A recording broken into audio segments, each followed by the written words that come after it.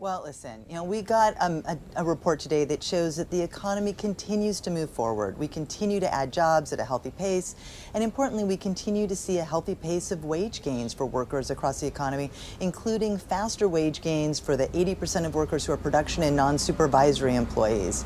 So, we have a few other bright spots from today's reports. Again, yet another historic rise in the labor force participation rate of prime age women. Labor force participation still looking quite strong, quite robust. So there's a lot of indications that this is an economy that has really reached its cruising speed, that we are moving forward, continuing apace, and a job market that continues to perform. Well, if it's reached cruising speed, it does raise the question of whether or not the current rate of policy is what is appropriate. I won't ask you to weigh in on the actual decision the Fed will make in a few weeks' time, Heather, from your position at the White House. I just wonder if we see a sudden easing in policy, if you worry that may actually send a signal that the economy is in a more dire strait than you think it is, especially with an election just around the corner.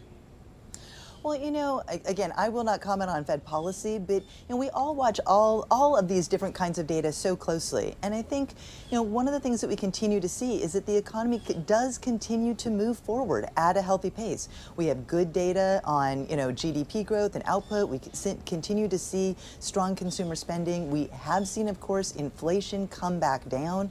And then alongside this, we have this ongoing steady pace of job gains in the economy that continue to be associated with a healthy pace of wage gains. So when you put all of the data together, you really do have an economy that is, I'm just going to keep saying it, we've hit our cruising speed and, are moving along at a healthy pace. I want to ask you about the revisions, Heather, and how we should read into this. 86,000 downward revision for June and July.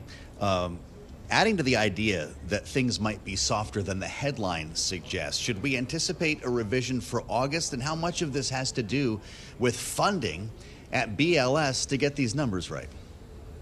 Well, revisions are a part of the process. They get their data in and they revise it as they get more real-time data in from firms so that it's more accurate over time. And that is an important part. It does require that they have the resources to do the job that they need to do.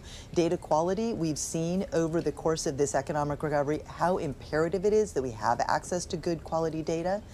Listen, though, again, we saw job gains of 142,000 per month last month in August. We've seen, a steady pace even with revisions of 116,000 per month over the past 3 months.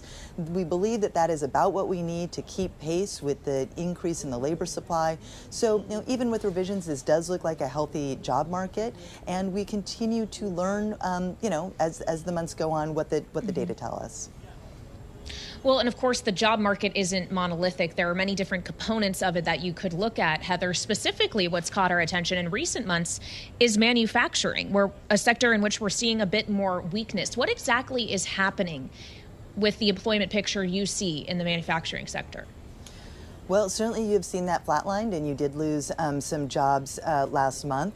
One of the things that we have been focusing on in the Invest in America agenda is how the president's agenda is revitalizing parts of American manufacturing through the construction at this point of new manufacturing facilities, which we're seeing all across the country.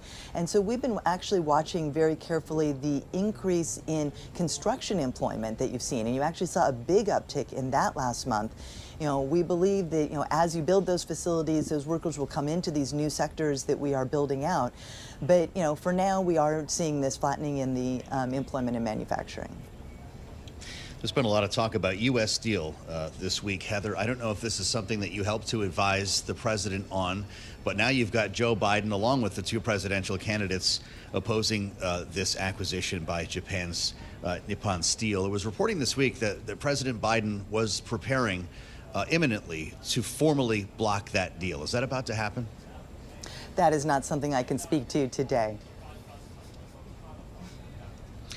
Well, I don't know if you're allowed to talk about this proposal at all, but there have been questions about whether, if this deal wins support, for instance, from the United Steelworkers Union, if that might change the look of this arrangement. Do you have a thought on that?